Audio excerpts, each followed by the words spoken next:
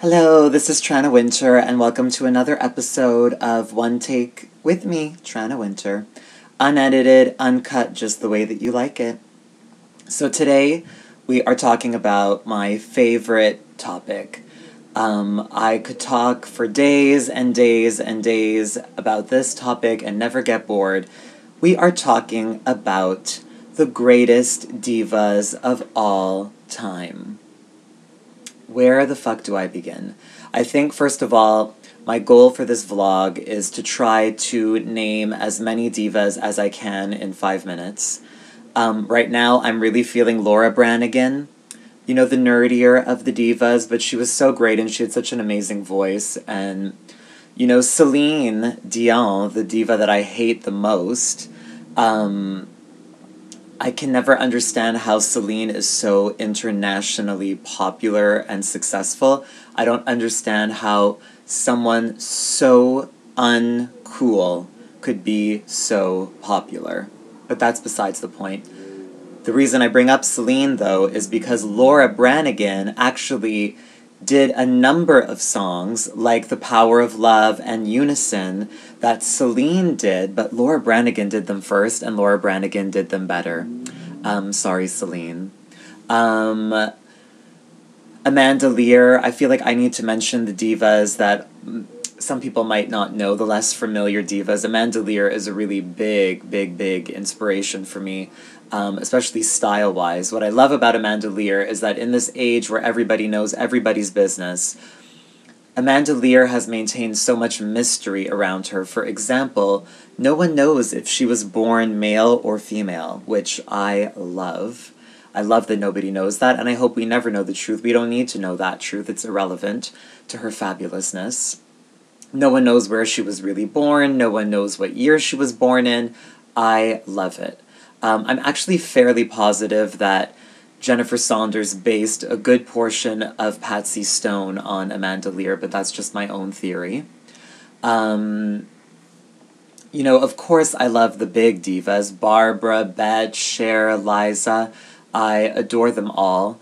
They're all crazy in their own ways. They've all lost touch with reality at a certain point, although Cher is probably the most real of all the divas. Cher has such a great sense of humor about herself and never takes herself too seriously, which is what I love most about Cher. She knows how to take a joke. I think Barbara's the opposite of that. I don't think anyone has ever taken themselves as seriously as Barbra Streisand has. But I love Barbara. I mean, she taught me to grow my nails. She taught me the word verklempt, which is one of my favorite words.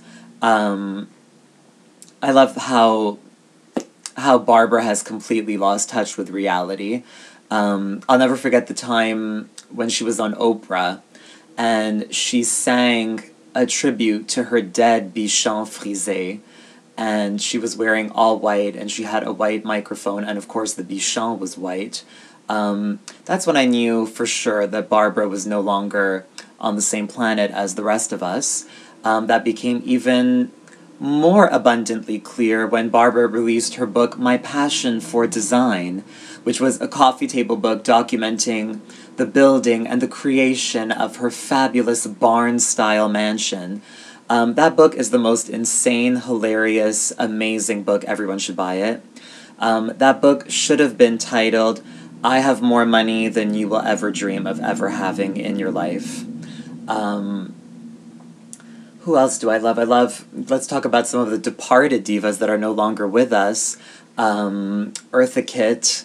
The fucking best. I don't think anyone beats Eartha in terms of strength, in terms of talent, in terms of beauty, and oh my god, just everything. Eartha was flawless. Check out Eartha's 80s dance albums, I Love Men, and also her album, I'm Still Here. She did a couple of tracks with Bronski Beat, which was so amazing. I love it when an old school diva pairs up with some hip and happening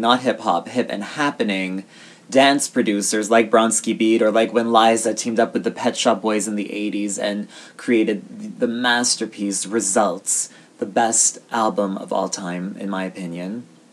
Also the most underrated and overlooked. Dalida is no longer with us, a French icon that maybe not a lot of you know, but you need to look her up. She was such an original, just ferociously talented and warm and giving, and a really tragic life. Don't we all love a tragedy? How can I talk about divas without talking about Madonna? Of course, I've had a long history with Madonna as a fan. I'm so over her these days. I can't deal. I don't want to get too into it, though. I talk about that in my new one-woman show, Tranna, happening at the Montreal Fringe Festival, which you can come and see. Come see me berate Madonna and her ridiculous antics. And Kylie Minogue, my absolute favorite. Kylie, oh my god. I love Kylie so much that sometimes I think I'm going to just fucking lose my mind. I think I'm just going to burst into tears. That's just how much I love her. That's how much joy her work brings to my life. Kylie is just elegance and grace and beauty and pop and glamour and sparkle, and everything good in this world is Kylie, Kylie, Kylie! Kylie! Ugh, my god. But I think that I will end this with the diva who has taught me the most in life. The diva from whom I have learned all of life's most important lessons, Mariah Carey. Everything I have ever needed to know about life, I have learned from Mariah Carey's MTV Cribs episode. And if you don't know what I'm talking about, I don't have anything to say to you. You need to fucking watch Mariah Carey's MTV Cribs episode. It is one of the greatest achievements in film. I don't know what to call it, but it is a spectacle and a half. You know, Mariah has taught me that after every storm, a rainbow appears. Mariah has taught me that the only way to make an appearance on live television is unannounced and uninvited. Mariah has also taught me not to dress the body you have, but the body you think you have. Now, when I say that, people think I'm throwing shade at Mariah, but no, I actually fucking applaud her for that. Mariah just dresses the way that she wants to dress, which is what everyone should do. Mariah doesn't give a fuck about what anyone says. Mariah has the best songs about learning to rise above the pettiness of your haters. I mean, there's nothing better than a fuck the haters Mariah anthem.